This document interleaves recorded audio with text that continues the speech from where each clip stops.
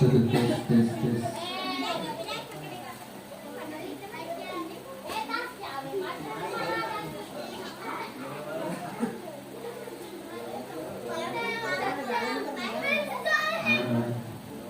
Jadi bismillahirrahmanirrahim. Assalamualaikum warahmatullahi wabarakatuh.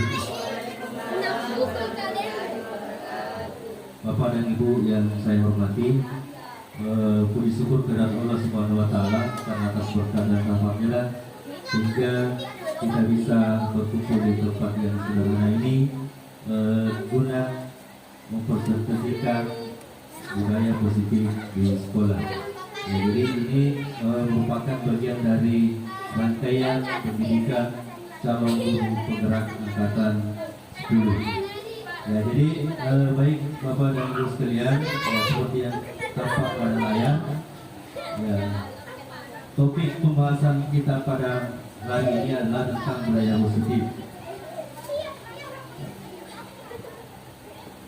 Next. Ya, jadi adapun tujuan presentasi pada hari ini yaitu memahami konsep pendidikan menurut Ki Hajar Dewantara, dihubungkan dan konsep budaya dan lingkungan positif di sekolah yang berpihak kepada murid.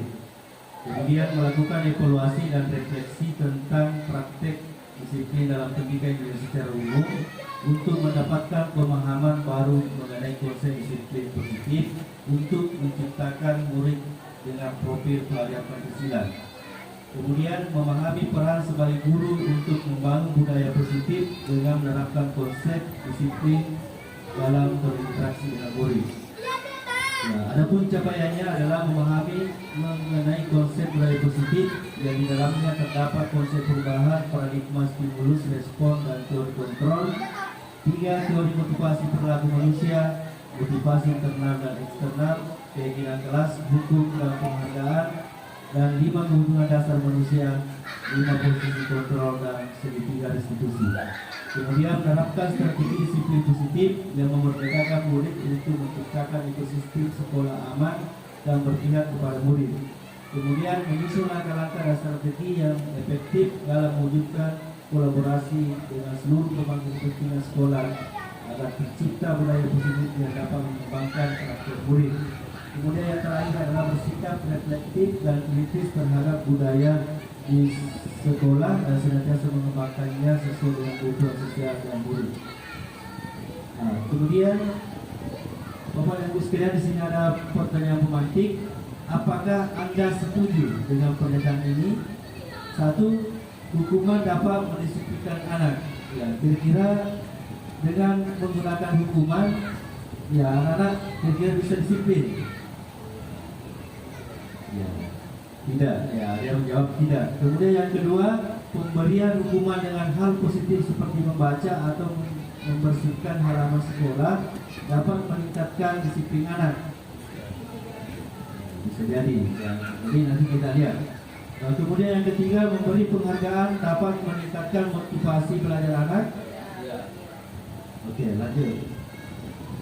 Ya, jadi Bapak dan Ibu sekalian, topik dalam eksplorasi konsep ini yang pertama adalah disiplin positif dan nilai-nilai kebajikan universal.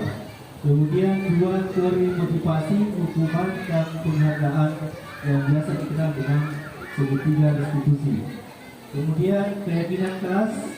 4. Kebutuhan dasar manusia dan dunia berkualitas. Kemudian restitusi, ya ada 5 posisi kontrol. Kemudian restitusi yang biasa kita terapkan dalam menyelesaikan suatu masalah yang disebut dengan segitiga restitusi. Ya, yang pertama adalah disiplin positif dan nilai kebajikan universal. Ya, jadi perubahan paradigma teori kontrol. Ya, jadi seiring dengan perkembangan zaman sekarang, ya tentunya dalam melayani siswa, dalam melayani murid, berubah pula paradigma tentang teori atau ilusi kontrol. Ya, jadi namanya ilusi itu adalah ya membayangkan ataukah hal-hal yang kita akan lakukan. Ya, yang pertama adalah ilusi guru mengontrol murid.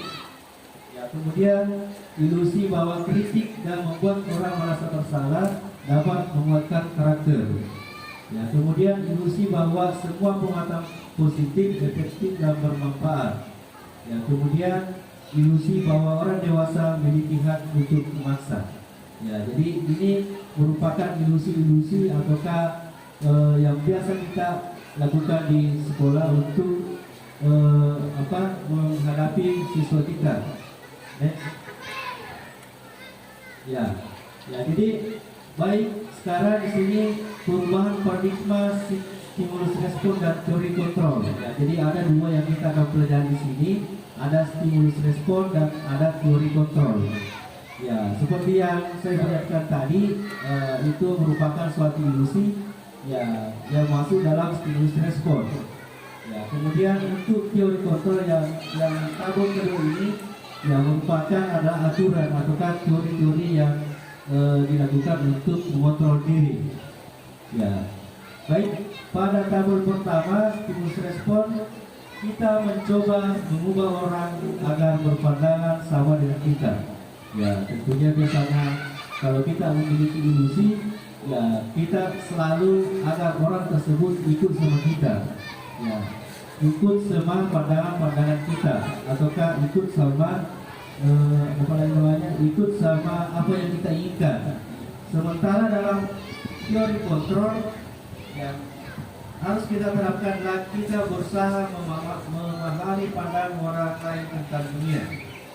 Ya, jadi untuk mempengaruhi seseorang itu, ya kita harus berusaha dulu memahami apa pandangan orang lain tersebut tentang dunia.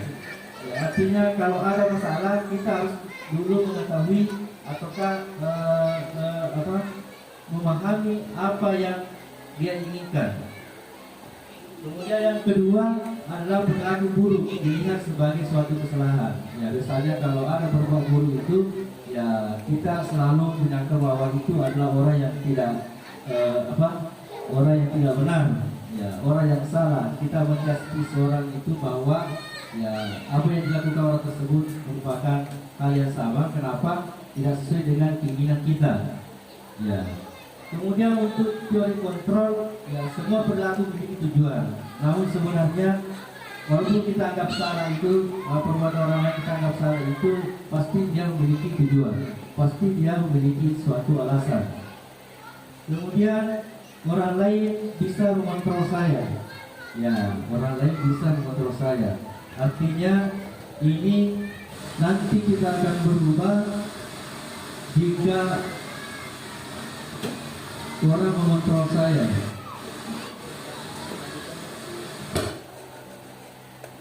Ya.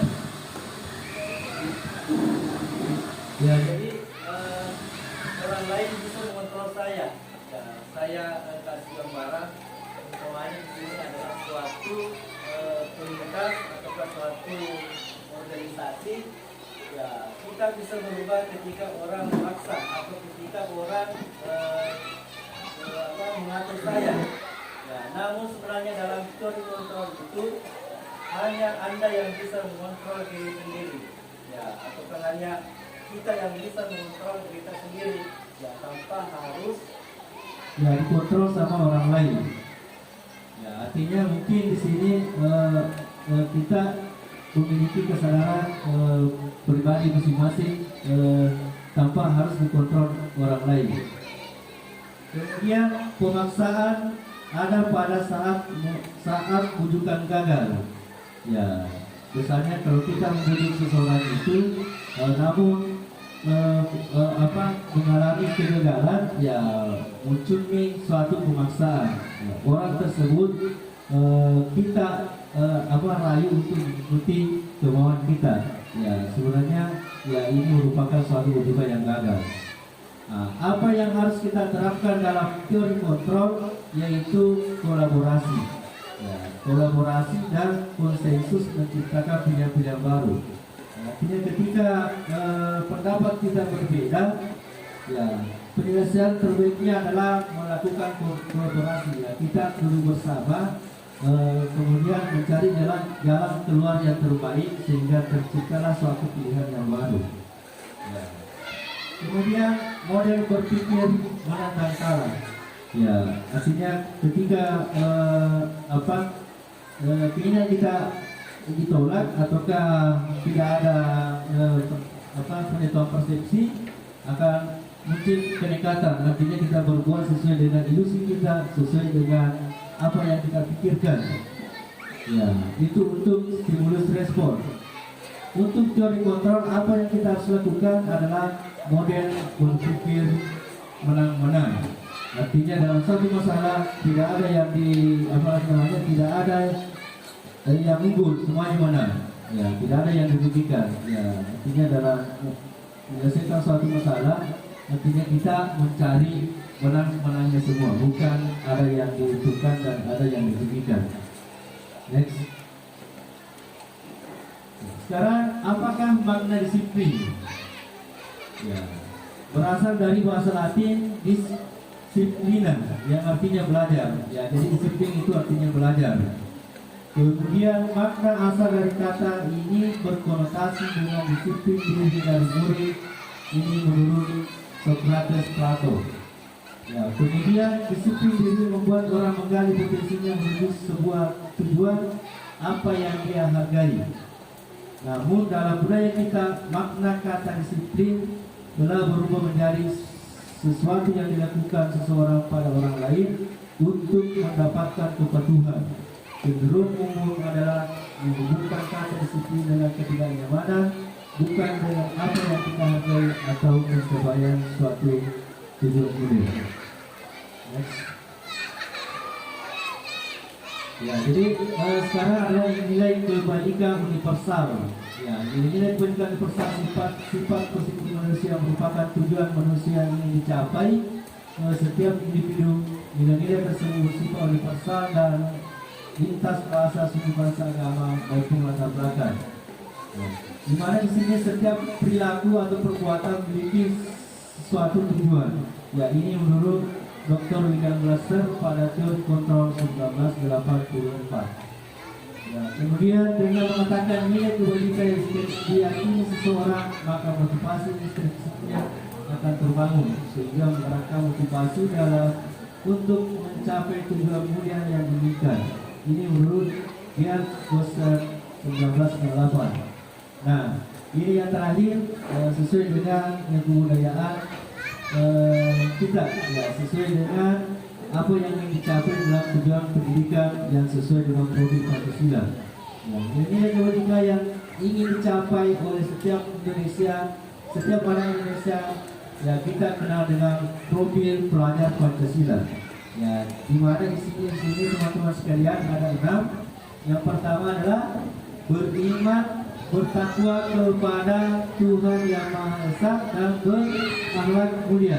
Kemudian yang kedua adalah mandiri. Kemudian yang ketiga bernalar kritis, ya, berkebinekaan global, bergotong royong dan kreatif. Ya, tentunya Bapak Ibu sekalian sudah tahu karena memang ini diterapkan sama siswa kita. Next.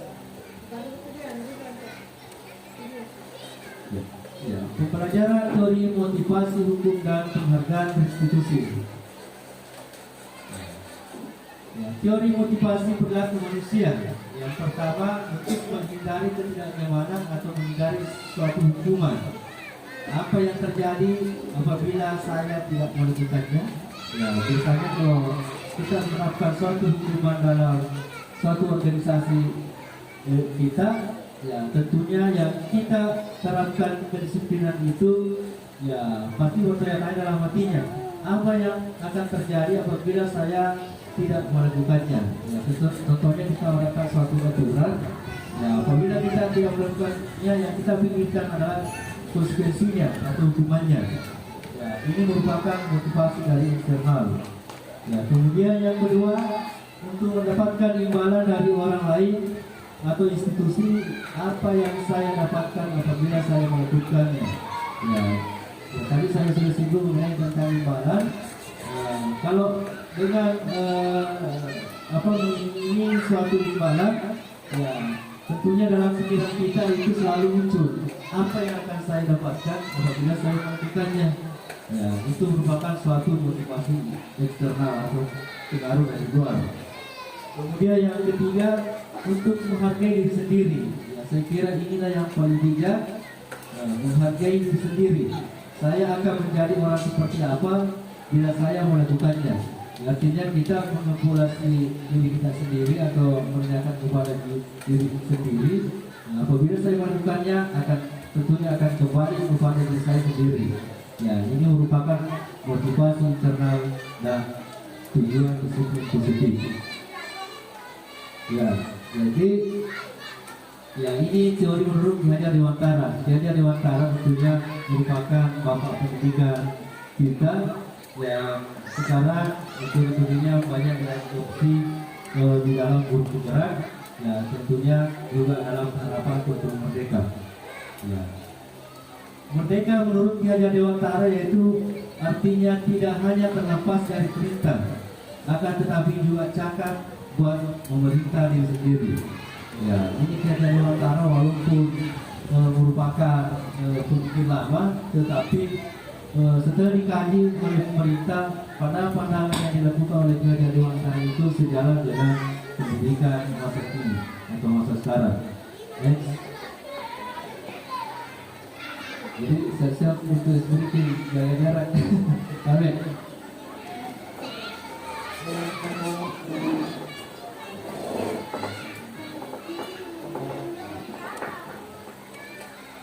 Ya, jadi teman-teman mohon berdiri dan ikuti sesuai dengan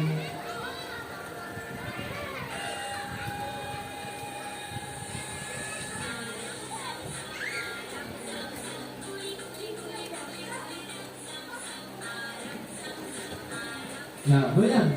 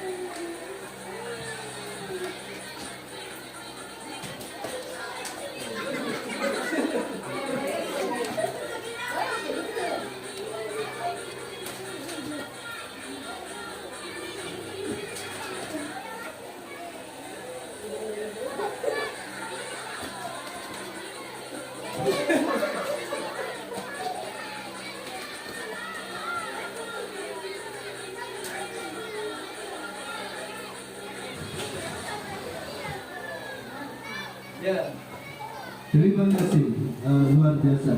Ya, setelah kita melakukan speaking, mungkin lebih rileks lagi teman-teman sekalian. Lanjut. Ya, jadi ini mungkin yang dianggap sangat penting dalam yang berhubungan dengan tugas kita sebagai seorang guru.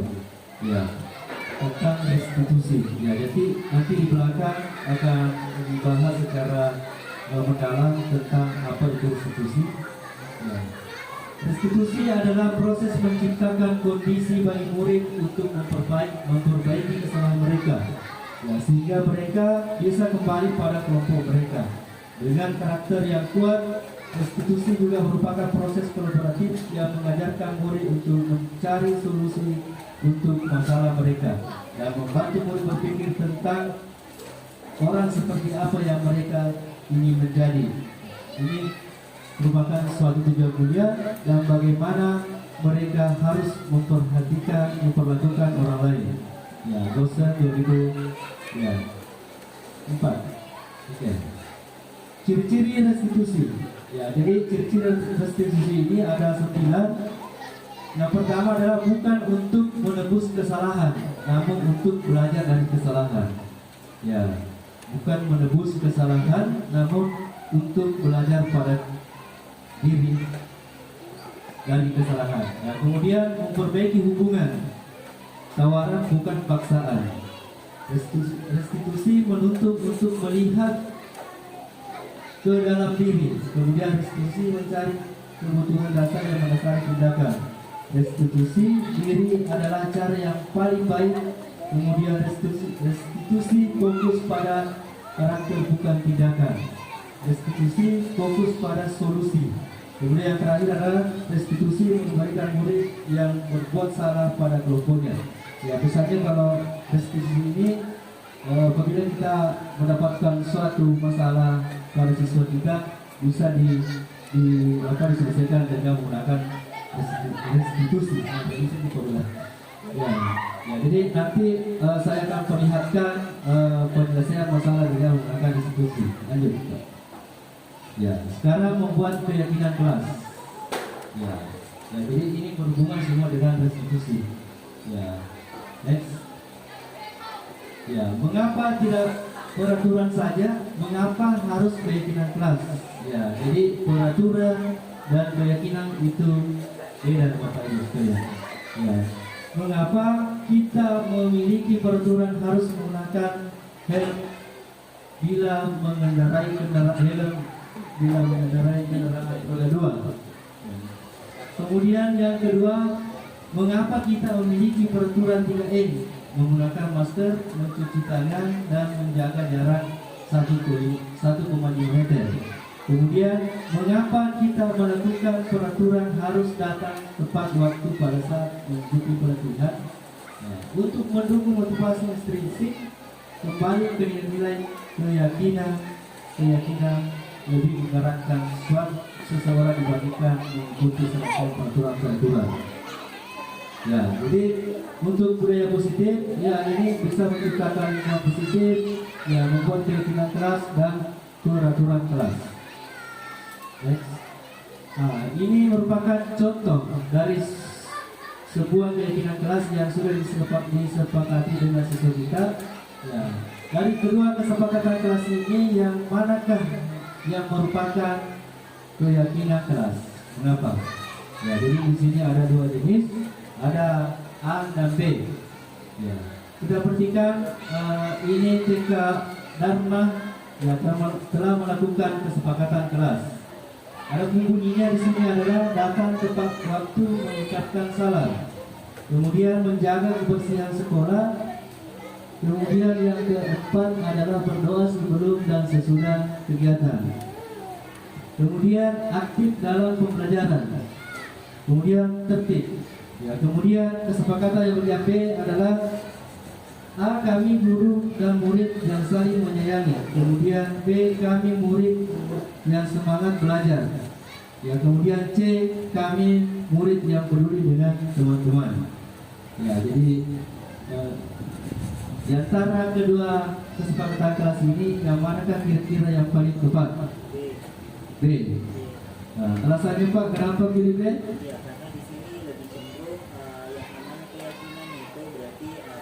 Bersama guru dan murid. Kalau yang di bagian A itu datang tepat waktu, mengucapkan salam, itu kan semacam peraturan itu. Kalau yang di B ini sepertinya ada komitmen bersama antara guru dan siswa. Ya, baik, terima kasih. Yang paling tepat di sini menurut teman kita adalah B. Ya, di mana di sini merupakan kesepakatan yang kita bikin bersama dengan siswa kita. Kalau yang pertama lebih ke aturan, ya karena datang tepat waktu, mengucapkan salam. Artinya ini merupakan ada suatu ikatan atau ada suatu unsur paksaan dalam keyakinan kelas ini.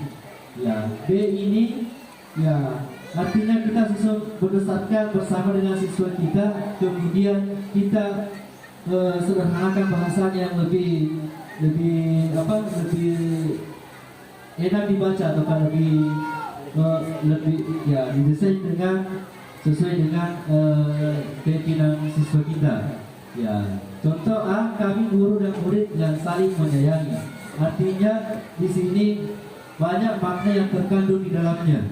Ya, saling menyayangi berarti sudah masuk tidak bertengkar, ya, tidak berkelahi dan membuat sampah di sembarangan tempat. Kemudian B, kami murid yang semangat belajar. Ya, semangat belajar artinya belajar sesuai dengan ketentuan yang sudah diyakini dengan kesepakatan kelas waktu pembimbingan kesepakatan kelas. Kemudian C, kami murid yang peduli dengan teman-teman. Artinya ini sudah mencakup, sudah suka menolong teman, yang menyebut teman jika dia sakit, ya seperti itu. Ya, dalam pembuatan keyakinan kelas, ya ini dijelaskan dalam tabel T dan G. Ya, jadi di sini ada terdengar untuk tabel Y, di sini ada terdengar, terlihat dan berperilaku. Ya, artinya dalam menyusun suatu keyakinan kelas dimulai daripada tabel Y, kemudian diturunkan ke tabel T. Ya, jadi saya kira nggak setelah pada lain ini lanjut. Ya, untuk terdengar, ya ada rasa hormat. Ya, hormat itu ya satu orang berbicara untuk saya bantu kita bisa selesaikan ini bersama. Ya, artinya ada solusi-solusi yang bisa kita yang bisa kita lakukan apabila terjadi suatu kesalahan. Ya, kita lihat pada tabel hormat tampak seperti. Ya, kalau tampak seperti, ya itu yang terlihat, ya itu yang kita langsung lihat kepada anak-anak apabila melakukan atau melanggar suatu kesepakatan kelas. Datang tepat waktu, ya, tidak tampak seperti, ya sering hari terlambat, ya menyapa teman dan guru setiap hari, ya tidak acuh kepada teman dan guru, ya apabila tidak tampak. Nah, sekarang peraturan PS keyakinan kelas. Ya, seperti yang saya katakan tadi, misalnya untuk keyakinan kelas itu hanya simpel, namun maknanya banyak di dalamnya. Ya, kalau peraturan misalnya selalu kembalikan, ya peraturan itu seperti ini katanya, selalu kembalikan buku ke tempatnya. Ya, untuk keyakinan kelas, ya masuk dalam tanggung jawab. Ya, tanggung jawab artinya ketika kita meminjam sebuah buku kepada gurukan atau kreditors di mana, ya kalau kesepakatannya tanggal sekian dikasih kembali, ya itu merupakan suatu tanggung jawab. Ya, dilarang mengganggu orang lain. Ya, di dalam keyakinan kelas kita tuangkan menghormati orang lain. Kemudian hadir di sekolah 15 menit sebelum pembelajaran dimulai. Ya, menghormati orang lain dan berkomitmen. Kemudian dilarang melakukan kekerasan. Ya, untuk keyakinan kelas, ya kita tuliskan keselamatan menghormati orang lain. Kemudian dilarang menggunakan narkoba. Ya, narkoba itu berhubungan dengan kesehatan. Ya, kemudian bergantian atau berhubung giliran. Ya, dalam keyakinan kelas menghormati orang lain atau bersabar. Kemudian gunakan masker, ya masih berhubungan dengan kesehatan dan keselamatan. Ya, kemudian yang terakhir, jangan berlari di kelas atau koridor. Ya, ini apabila kita tuangkan dalam keyakinan kelas, yaitu kita tulis keselamatan dan keamanan. Oke, lanjut. Ya, dihukum oleh penghargaan. Ya, penghargaan menurunkan kualitas. Kemudian penghargaan mematikan kreativitas. Kemudian penghargaan mengurangi motivasi intrinsik. Ya, kita lihat penjelasannya. Bentuk program kebijakan atau apresiasi. Ya, dalam berikan apresiasi atau pengakuan kepada orang lain perlu diingat beberapa hal. Ya, beri pengakuan secara khusus, beri pengakuan secara pribadi, beri pengakuan kepada semua murid secara bergantian, kemudian beri pengakuan secara konsisten dan fokus pada proses.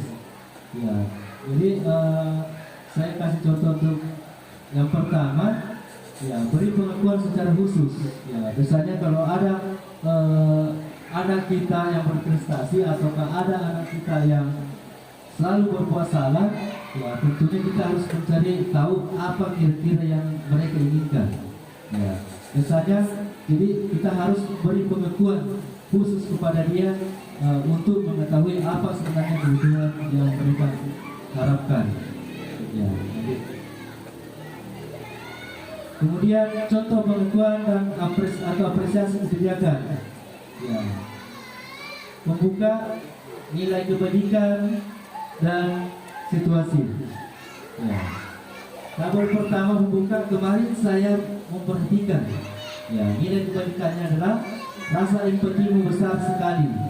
Ya, kemudian situasinya pada saat menolong murid baru di kelas. Ya, ini seperti saya gambarkan dari yang pertama. Ya, ini merupakan salah satu ya cara kita untuk memberi pengakuan kepada siswa kita. Ya, contohnya kita melihat ada siswa kita yang membantu temannya ketika menolong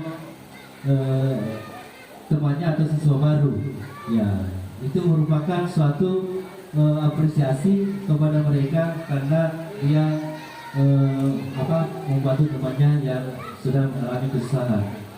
Kemudian yang kedua, saya mengerti. Ya, apa nilai kebijakannya di sini? Ya, tentang kepedulian.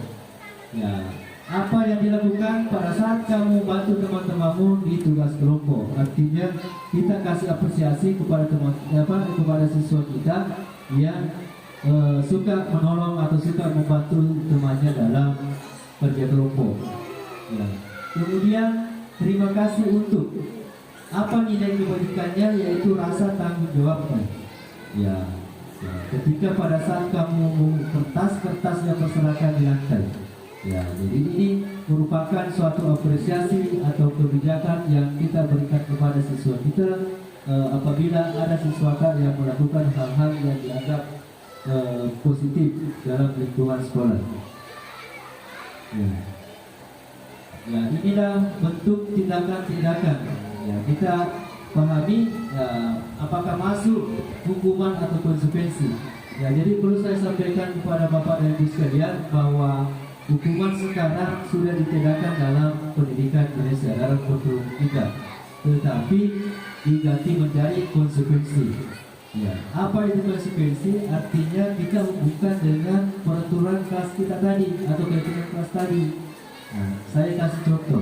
Ya, sebelum sini ada sudah contohnya, tetapi mungkin contoh konkretnya.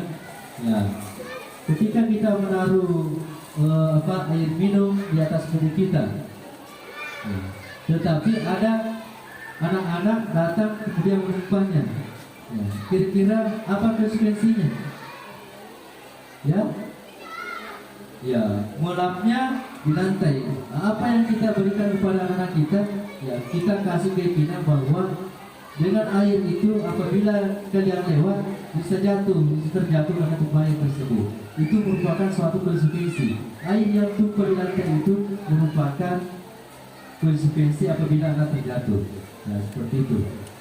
Ya, ini yang pertama sering kita lakukan dari zaman-zaman dulu. Ya, mungkin saya sendiri juga bahkan pernah menerapkan di kelas saya mencatat 100 kali ya dalam bukunya.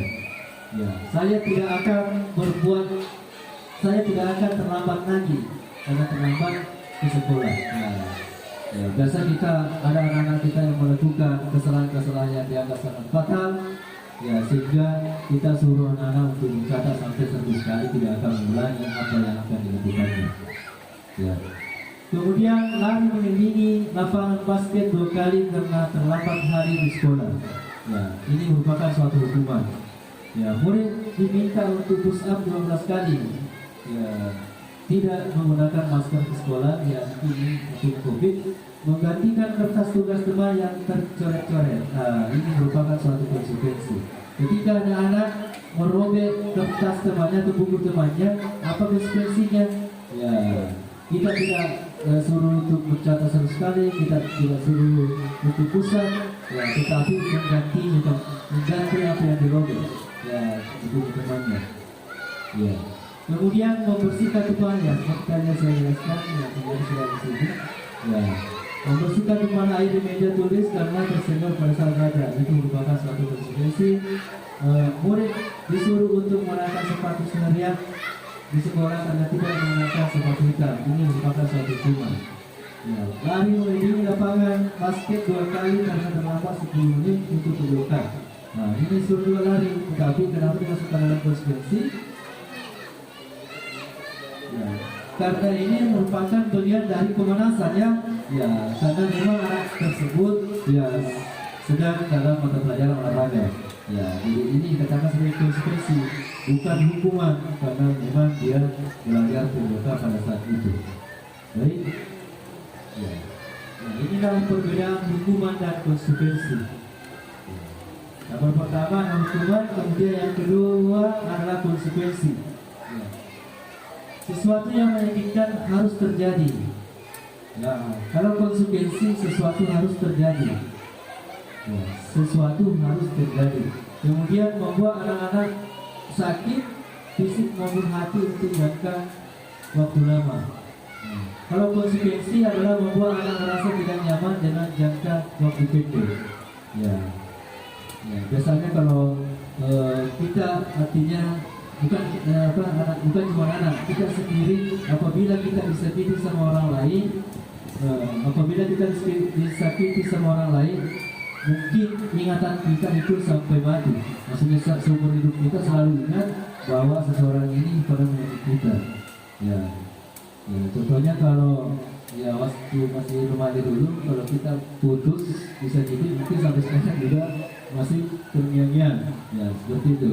Apabila kita kasih hukuman fisik kepada seseorang atau anak kita, ya pasti akan terbawa sampai seumur hidupnya. Ya, artinya sifatnya jangka panjang. Ya. Hukuman, anak membenci kedisiplinan. Ya, konsekuensinya anak menghargai disiplin. Ya, artinya kalau ada anak yang tidak disiplin, otomatis kita kembalikan lagi ke keyakinan kelas. Kalau terlambat, apa konsekuensinya? Ya, seperti itu. Ya. Hukuman itu sifatnya paksaan. Ya, kalau dalam konsekuensi stimulus dan tanggapan, artinya ya kita mencari alasannya kenapa. Ya, kemudian mendorong anak-anak menyakiti diri sendiri. Ya, itu merupakan satu hukuman.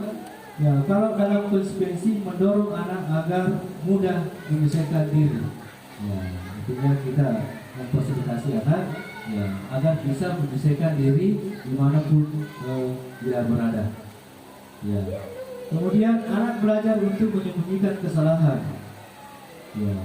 Konsekuensi anak belajar untuk mematuhi peraturan. Ya. Artinya dengan kesalahan-kesalahan yang pernah dilakukan dalam konsekuensi itu, ya otomatis ya dia merenung sendiri, dia mendapatkan sendiri. Ya sebenarnya dia memang salah dan bisa mematuhi suatu peraturan. Ya. Kemudian yang terakhir, marah, rasa bersalah, dipermalukan, merasa tidak dihargai. Konsekuensi kehilangan hak, dibuat tidak nyaman dia untuk sementara atau out. Next.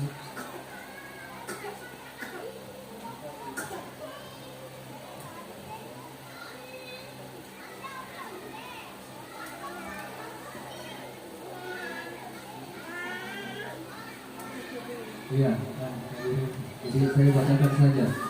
Ya, jadi di sini ada 3 kolom: identitas gagal, identitas sukses. Ya, identitas gagal hukuman. Ya, identitas gagal itu ya sekarang dijudge sebagai suatu hukuman. Ya, kenapa? Karena sesuatu yang menyakitkan harus terjadi. Sementara untuk identitas sukses masuk dalam disiplin. Ya, ada konsekuensi dan ada restitusi. Ya, apa konsekuensi dari sesuatu yang menyakitkan harus terjadi? Sesuatu harus terjadi, kemudian restitusi merupakan suatu pilihan. Ya, jadi Bapak Ibu sekalian, kita akan mengetahui sebenarnya manusia itu memiliki kebutuhan dasar. Dan kebutuhan dasar manusia dan dunia berkualitas. Apa saja kebutuhan kita sebagai manusia? Nah, yang pertama adalah manusia itu tentunya butuh kasih sayang. Ya, ya, manusia butuh kasih sayang dan rasa diterima. Walaupun di mana kita berada, ya kita ya menginginkan suatu kasih sayang dan bisa diterima orang lain. Ya, kemudian penguasaan. Ya, manusia membutuhkan penguasaan. Kemudian tentunya kita juga membutuhkan kesenangan serta kebebasan. Ya, kemudian tentunya butuh bertahan hidup. Next. Ya, sekarang ada kalimat umpan. Ya, saya bacakan. Bu guru bilang, aku tidak boleh bersenandung sewaktu mengerjakan tugas. Katanya, kelas harus tenang, tidak ada suara. Padahal aku suka dan senang menyanyi. Kira-kira berhubungan dengan kebutuhan dasar kita sebagai manusia apa di sini, masih di mana? Bisa kembali kalimat itu. Ya, ini adalah kebutuhan dasar manusia. Ya, kasih sayang dan merasa diterima. Ya, ada kesenangan, kebebasan dan penguasaan. Ya. Ya. Saya ulangi, ibu guru bilang, aku tidak boleh bersenang-senang sewaktu mengerjakan tugas. Katanya kelas harus tenang, tidak ada suara.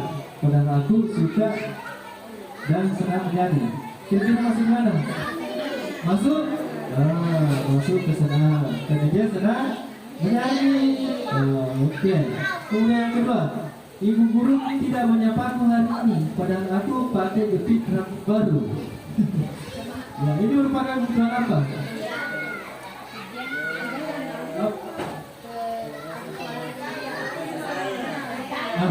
Butuh kasih sayang.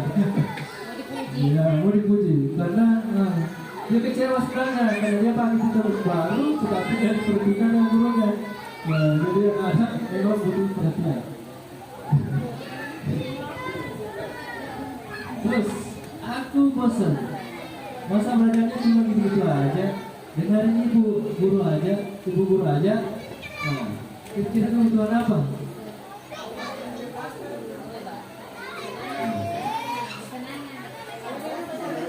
Aku bosan, maksudnya bosan Pak itu rasa kebebasan ya.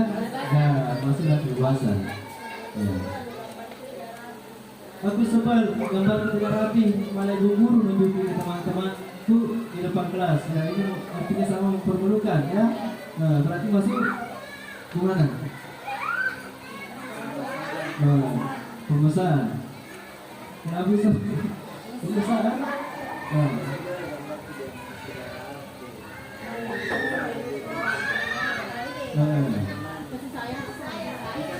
Ya, bisa kasih sayang, bisa satu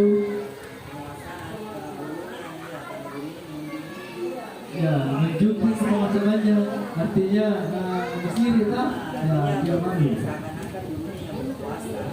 Punya ruang berkuasa ya. Oke, next. Ini 5 posisi kontrol luar biasa kontrol. Oke, next. Ya, ada 5 posisi kontrol. Apakah itu? Ya, jadi posisi kontrol di sini adalah penghukum, ada pembuat rasa bersalah, ada teman, ada pemantau dan ada manajer. Ya, jadi ini adalah merupakan 5 posisi kontrol. Ya, ada pembuat rasa bersalah, ada bertindak sebagai teman, ada sebagai pemantau dan ada sebagai manajer. Ya. Ya, jadi identitas gagal masuk dalam sebagai penghukum atau pembuat merasa bersalah. Ya, kemudian identitas berhasil atau sukses ya itu masuk dalam teman atau pemantau. Artinya kita bersahabat dan menjadi pemantau dan memberikan sebuah solusi. Kemudian identitas berhasil sukses yaitu sebagai manajer. Ya, ini nanti ada hubungannya dengan segitiga restitusi. Ya, sebagai manajer. Oke. Nah, sekarang ada lagi pertanyaannya. Saya kecewa sekali dengan kamu. Siapa yang mengatakan? Kira-kira kalau ada mengatakan saya kecewa sekali dengan kamu, ya, tadi bisa kembali Pak dulu ya. Ada pembuku, ada pembuat rasa bersalah, ya ada sebagai teman, ada memantau, ada mengejar. Pertanyaan pertama tadi apa? Nah, saya kecewa sekali dengan kamu. Nah, itu sudah ada bersalah. Ya, oke. Kamu tidak pernah benar melakukannya, berarti itu masuk dalam pembuku.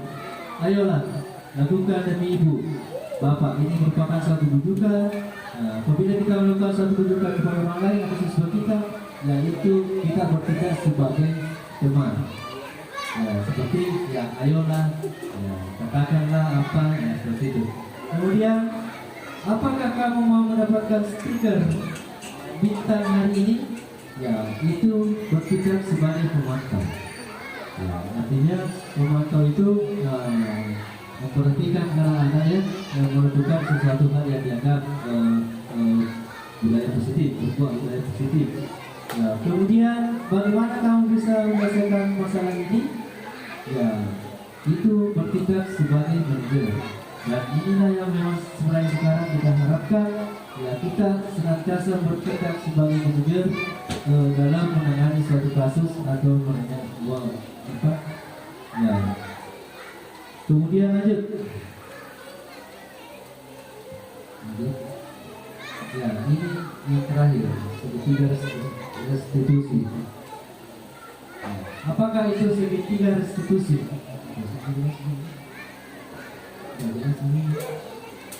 Ya, jadi dalam penyelesaian suatu masalah ini biasanya digambarkan dalam suatu model segitiga yang dinamakan segitiga restitusi. Ya, segitiga restitusi itu adalah yang di paling bawah itu yang pertama menstabilkan identitas. Ya, menstabilkan identitas. Apa yang biasa kita lakukan ketika ada anak-anak yang melanggar kesepakatan kelas? Ya, setiap orang pasti pernah melakukan kesalahan. Ya, kamu bukan satu-satunya yang pernah melakukan kesalahan. Ya, jadi ketika kita menghadapi suatu masalah, apa yang perlu kita lakukan adalah menstabilkan identitas, ya, menstabilkan suasana. Ya, disuruh dikatakan sebagai menstabilkan suasana dengan menanyakan, ya, ataukah ya menggambarkan tindakan setiap orang pasti pernah melakukan kesalahan. Kamu bukan satu-satunya yang pernah melakukan kesalahan. Ya, setelah itu lanjut ke validasi kebutuhan. Ya, kita memvalidasi, ya bisa juga dikatakan validasi tindakan. Ya, sudah kita menstabilkan, ya kita validasi kebutuhannya apa. Anak ini sebenarnya dibutuhkan hal apa, ya sehingga melakukan suatu pelanggaran. Ya, jika menanyakan, kamu tentu pastinya punya alasan mengapa kamu melakukan itu. Ya, bisa juga menanyakan, adakah cara yang lebih efektif untuk mendapatkan apa yang kamu butuhkan. Ya, seperti ini waktu kita kemarin pernah observasi, ya, kita melakukan coaching dulu. Artinya kita menanyakan hal-hal atau apa yang belum diketahui dan ya, solusinya apa.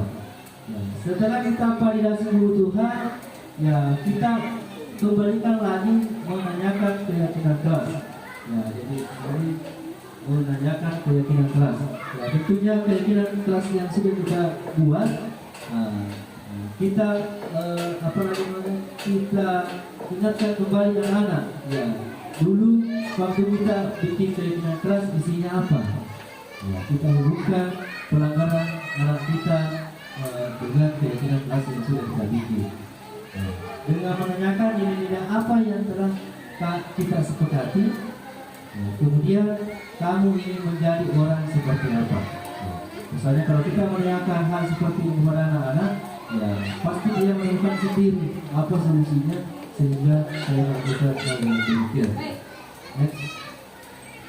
Ya, ini adalah contoh penerapan segitiga restitusi.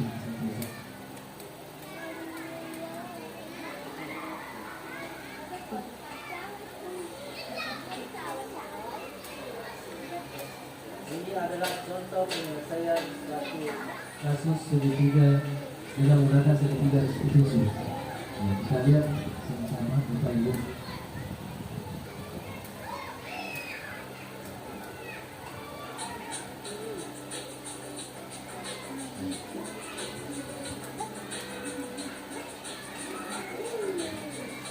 Nah, seperti ini tadi. Ulang lagi.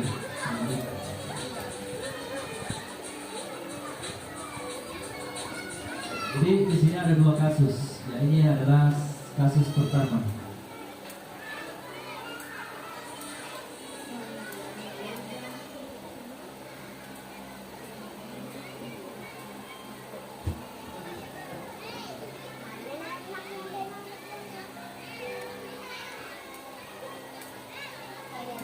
Jadi kita lihat apa yang dilakukan saat ini.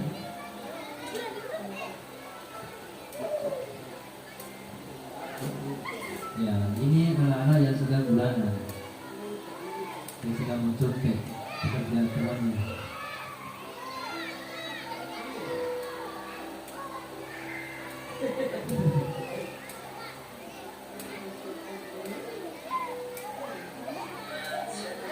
Nah, ini adalah contoh misalnya ketika anak sedang melanggar peraturan kelas.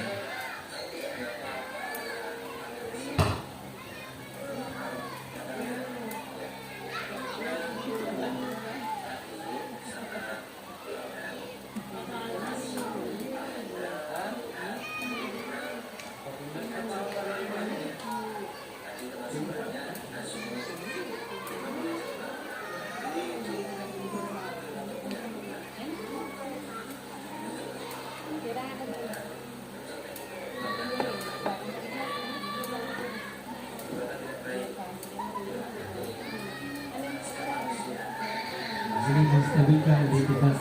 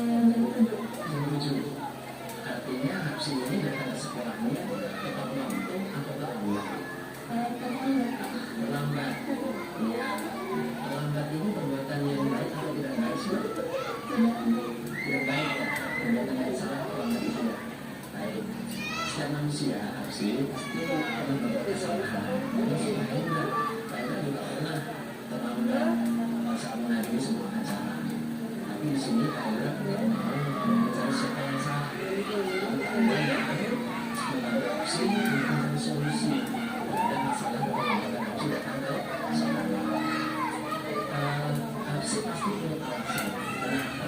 Kenapa terjadi sekolah? Coba kita kembali.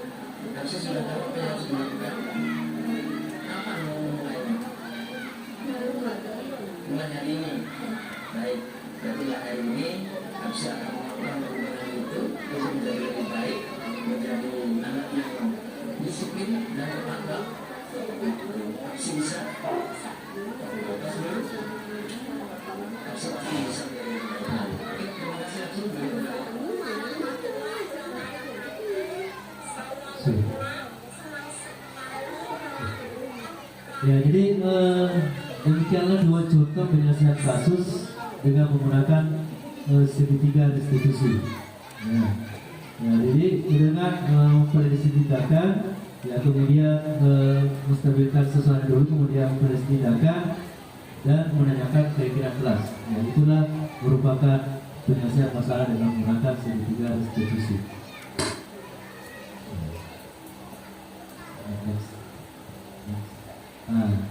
Ya, jadi inilah merupakan bagian dari disiplin positif ya menurut Dr. William Glasser. Ya. Yang pertama adalah Anda tidak bisa mengontrol orang lain, hanya Anda yang bisa mengontrol diri sendiri. Ya, bagaimana maknanya disiplin? Ya, belajar kontrol diri dengan menggali potensi kita agar tercapai tujuan mulia, yaitu sesuatu menjadi seseorang yang kita inginkan berdasarkan nilai yang kita hargai. Ya. Kemudian semua perilaku memiliki tujuan. Ya, artinya semua apa yang kita lakukan itu pasti memiliki suatu tujuan. Ya, ada teori motivasi sudah kita gambarkan tadi. Ya, itu untuk menghindari hukuman, untuk mendapatkan imbalan dan menghargai diri sendiri. Kemudian ada 5 posisi kontrol, menghukum, membuat rasa bersalah, teman, memantau, dan sebaliknya. Kemudian dalam segitiga restitusi ada berapa tadi? Ada 3, yaitu yang pertama, ya, menstabilkan, ya, validasi dan menanyakan keyakinan kelas. 5, kebutuhan dasar manusia. Ya, kasih sayang, ya, kepuasan kasih sayang, ya, kesenangan dan kebebasan. Ya, jadi inilah rangkuman materi kita pada hari ini, ya, tentang budaya positif. Ya, semoga apa yang saya sampaikan pada hari ini ya bisa bermanfaat ya untuk teman-teman sekalian dan bermanfaat untuk diri saya sendiri. Terima kasih atas kesediaannya dalam mengikuti presentasi saya pada siang hari ini. Lebih dan kurangnya mohon dimaafkan. Wabillahi taufiq wal hidayah. Wassalamualaikum warahmatullahi wabarakatuh.